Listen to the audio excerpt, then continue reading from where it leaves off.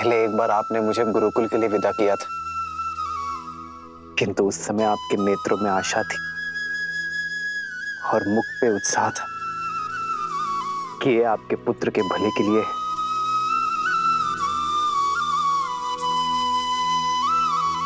आज भी ऐसी स्थिति है मां, किंतु इस बार पुत्र का हित पहले से बड़ा है मां।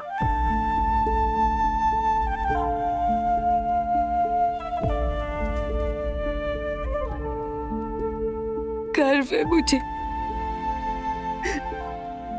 है मुझे अपने पुत्र पर कि उसने मेरी कोख का सम्मान बढ़ा दिया।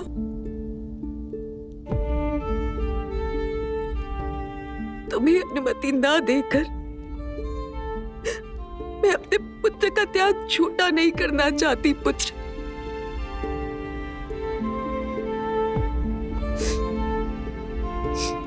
तुम्हें अनुमति है, अनुमति है पुत्र, पर क्या सारे धर्म तुम्हारे पिता और तुम्हारी विमाता के लिए, अपनी जननी के लिए कोई धर्म नहीं? सोचा नहीं कि मैं तुम्हारे बिना इस महल में कैसे रह पाऊंगी? 14 वर्ष जब मेरा पुत्र वहां वन वन भटक रहा होगा।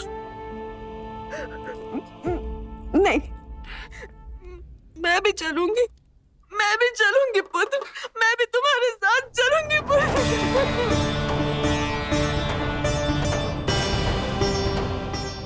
मां,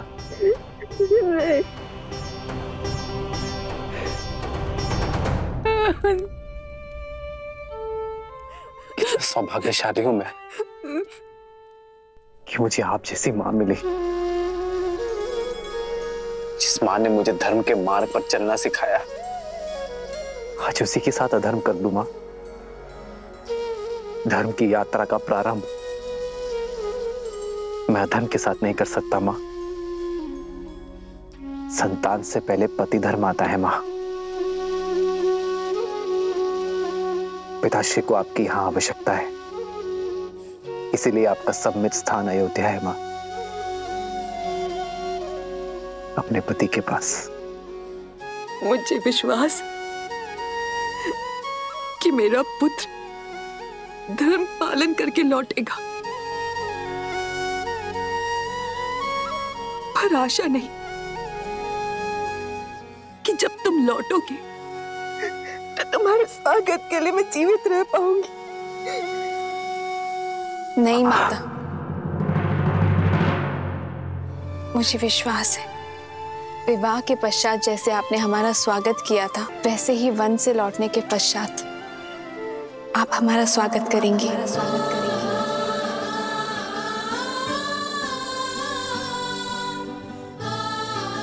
सीते,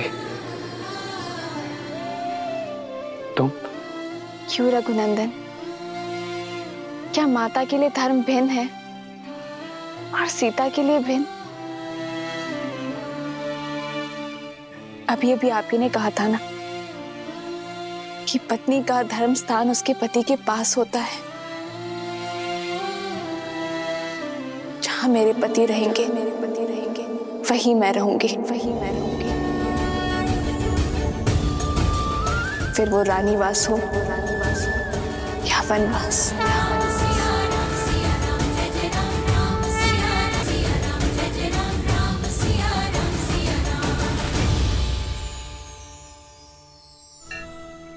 नहीं पुत्री, तुम नहीं जा सकती। तुम अयोध्या की कुलवधू हो, तुम कोई वनवासिनी नहीं हो सकती।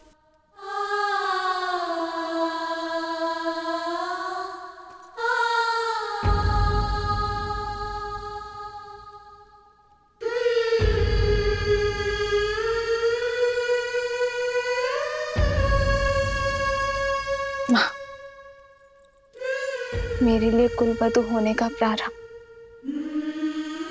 श्री राम से विवाह होने के पश्चात हुआ था ना। पत्नी धर्म निभाए बिना कुल धर्म कैसे निभा पाऊंगी माँ?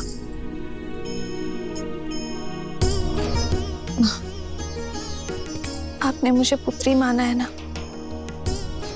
तो इस पुत्री को दुर्बल ना करें। धर्म निभाने का आशीर्वाद देकर विदा दे माँ।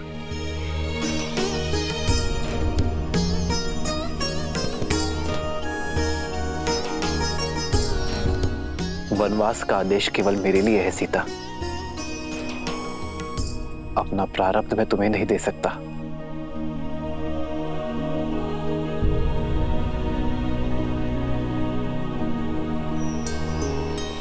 सत्य कहा आपने आर्य।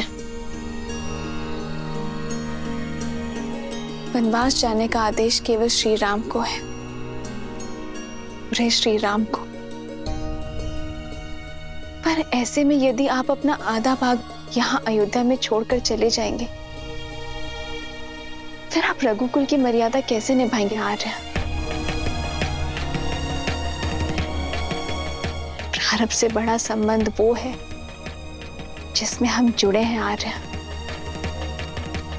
यदि मैं शरीर हूं तो आप आत्मा है, और ऐसे में हम भिन्न भिन्न कैसे रह सकते हैं आर्य?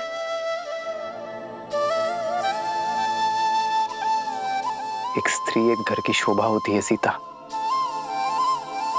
जो आदर स्नेह की पात्र है, उन्हें वनवास का भागीदार नहीं बनाया जाता सीता। अयोध्या का वैभव छोड़ वन के अभावों में तुम कैसे रहोगे सीता? मेरा वैभव तो आप है आर्य। हर संबंध ऐश्वर्य या अभावों से नहीं, प्रेम और भावों से तोला जाता है। रानीवास हो या वनवास, जहां श्री राम होंगे वहीं सीता करेगी निवास।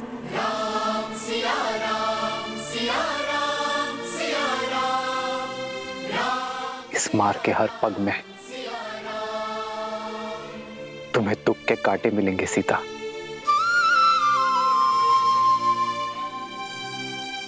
स्वीकार है,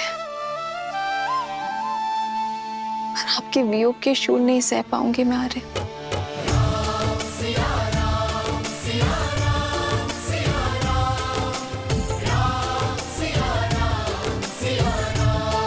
किंतु मिथिला नरेश को मैंने वचन दिया था सीता कि उनकी पुत्री को सदा सुरक्षित रखूंगा। माता सुनैना को भी आश्वस्त किया था मैंने कि उनकी पुत्री को कभी दुख नहीं दूंगा। अगर तुम्हें वनवास ले गया तो उनका सामना कैसे कर पाऊंगा मैं सीता? वही तो दशरथ नंदन, वन जाकर आप अयोध्या में मेरी रक्षा कैसे कर पाएंगे? और संतों के संग से मुझे वंचित करके दुख दे पाएंगे आप?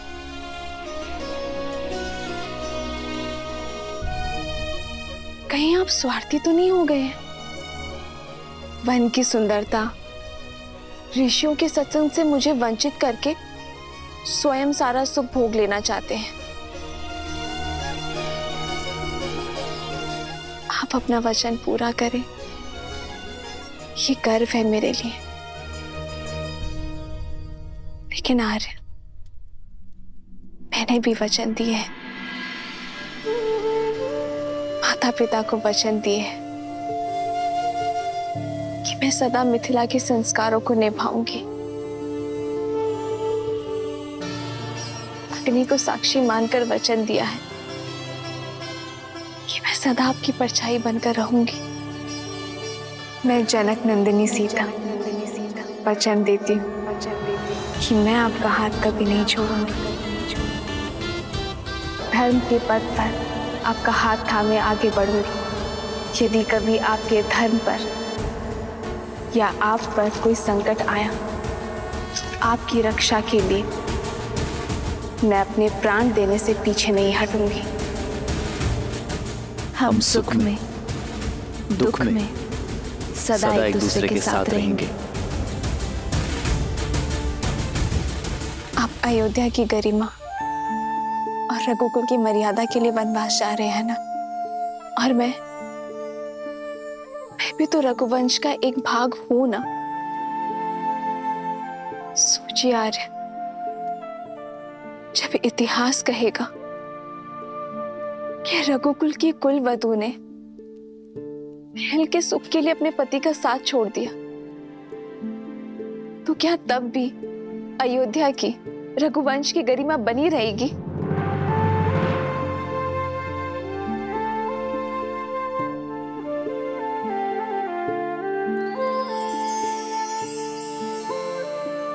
निरुत्तर कर दिया तुमने मुझे सीता,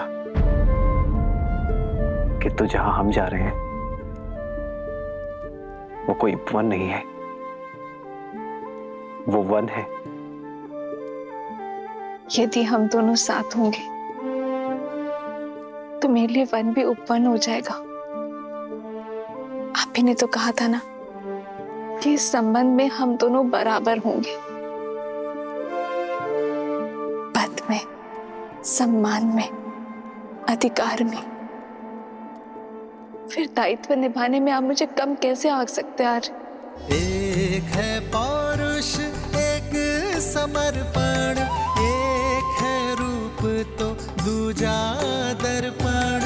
एक है पौरुष, एक समर्पण, एक है रूप तो दूजा दर्पण। जन्म जन्म का है ये संगम, राम रतन एक माता अपने पुत्र का विवाह इस आशा से करती है कि जब वो नहीं संभालने के लिए होगी तब उसकी पत्नी उसका साथ देगी।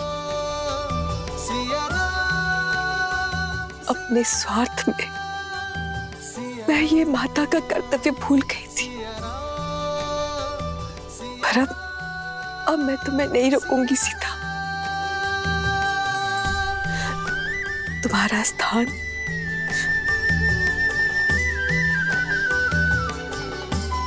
मेरे राम के साथ ही है।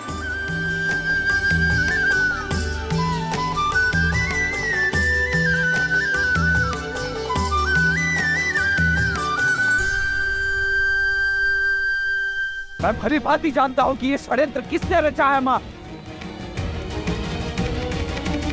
पुत्र, बस एक क्षण मेरी बात सुनो। ये समय सुनने का नहीं है माता, कर्म करने का समय है मां। लक्ष्मण!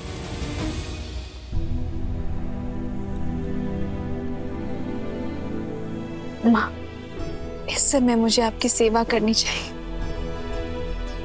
और मैं यहाँ से जा रही हूँ। इस अपराध के लिए मुझे क्षमा करना माँ। धर्म के पथ पर जा रही हूँ, मन में ग्लानि नहीं, प्रेम लेकर जाओ।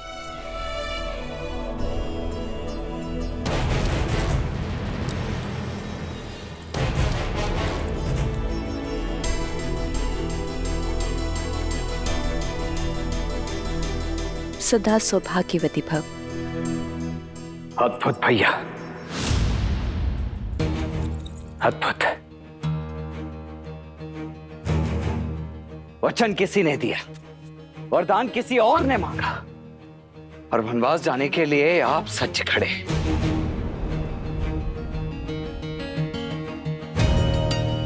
जिसने वचन दिया है वो हमारे पिता है लक्ष्मण, और जिसने वरदान मांगा वो हमारी माँ। माँ तो वो केवल भरत, माँ तो वो केवल भरत की है। इसीलिए अपने पुत्र के लिए मांगा राजपाट, और अन्य के लिए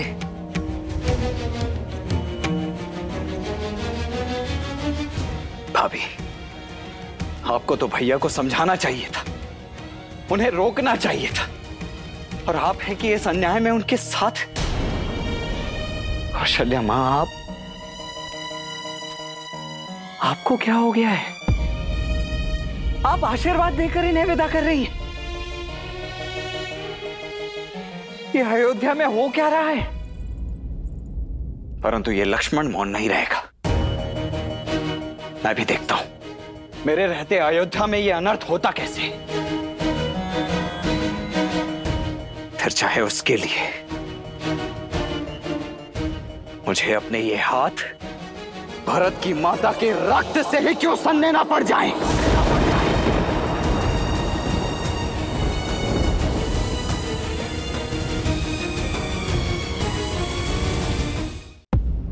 सावधान लक्ष्मण, सावधान लक्ष्मण।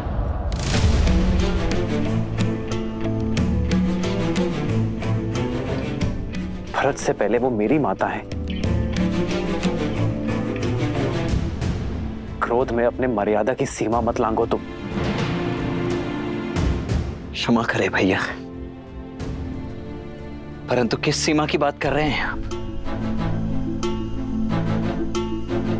वो सीमा जो आपकी कैकई माता पहले ही लांघ चुकी है।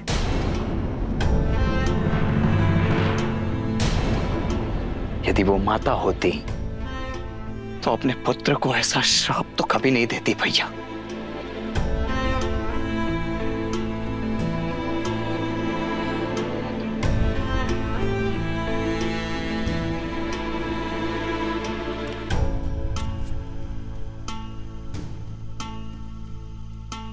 पिताश्री की भी यही आज्ञा है मेरे भाई।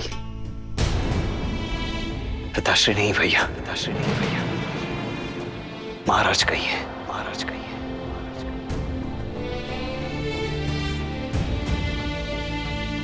अयोध्या नरेश महाराज दशरथ। जो स्त्री मोह में अंधे होकर अधर्म के मार्ग पर चल पड़े, परंतु ऐसे राजा के विरुद्ध विद्रोह करने के लिए भी सज्ज है ये लक्ष्मण।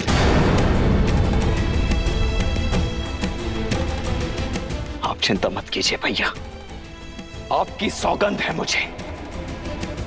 आपको और भाभी मां को अयोध्या के सिंहासन पर तो बिठा कर रहेगा ये लक्ष्मण, क्योंकि ये मात्र मेरी इच्छा नहीं, संपूर्ण अयोध्या का जनादेश भी है। लक्ष्मण, प्रतिशोध भी अपने आप में एक अधर्म है। अपनी चाह में कोई कुछ भी करे, मेरा लक्ष्मण मर्यादा से कभी नहीं गिरेगा, ये मैं जानता हूं।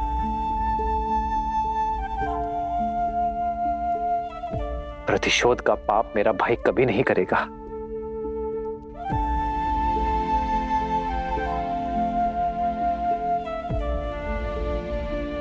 तो मैं क्या करूं भैया? अपने भैया पर हो रहे अत्याचार को चुपचाप मौन होकर सहता रहूं? किसने कहा मेरे साथ अत्याचार हो रहा है लक्ष्मण? अत्याचार तो पिताश्री के साथ हो रहा है।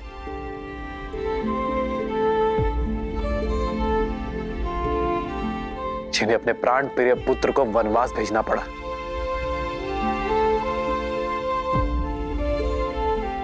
सोचो मेरे भाई, क्या बीतरी होगी पिताश्री पर। वो ना अपनी दुख ना अपनी पीड़ा किसी से बांट सकते हैं, किंतु फिर भी अपने पिता धर्म को पीछे रखकर उन्होंने रघुवंश की मर्यादा निभाई है। तुम क्या चाहते हो लक्ष्मण? ऐसे पिता के लिए अपना पुत्र धर्म भूल जाऊं?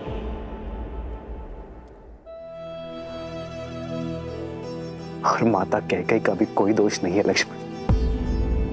ये तो नियति का खेल है जो हर किसी को अपना निमित्त बना लेती है।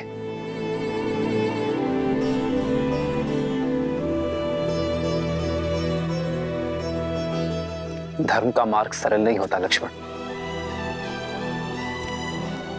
किंतु उचित अवश्य होता है। पितामह हरिश्चंद्र और भगीरथ ने जो धर्म के बीज बोए हैं, उसे हरा हमें रखना है लक्ष्मण।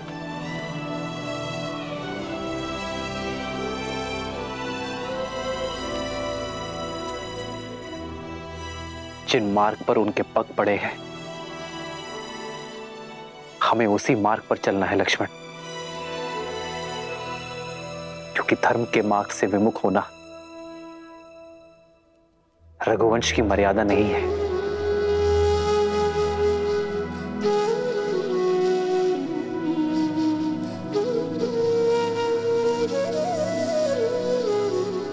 अपना ये धनुष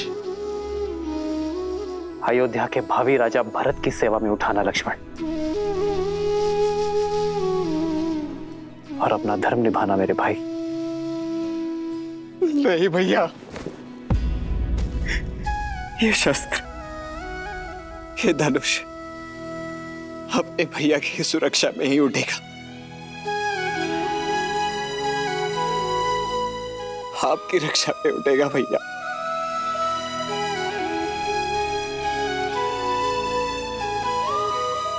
मुझे स्वयं से विलक मत कीजिए भैया, मुझे भी अपने साथ ले चलिए, ले चलिए मुझे भी।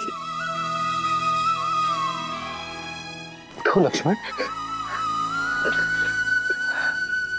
नहीं, यदि तुम चले गए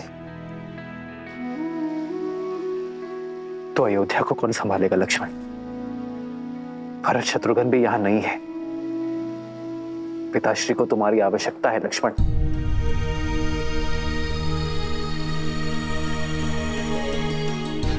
अयोध्या को मेरे वीर लक्ष्मण की आवश्यकता है। और मुझे मेरे तो माता पिता बंधु सखा सब कुछ आप ही है ना भैया। मैं आपके बिना कैसे रह पाऊंगा? मैं नहीं रह पाऊंगा भैया।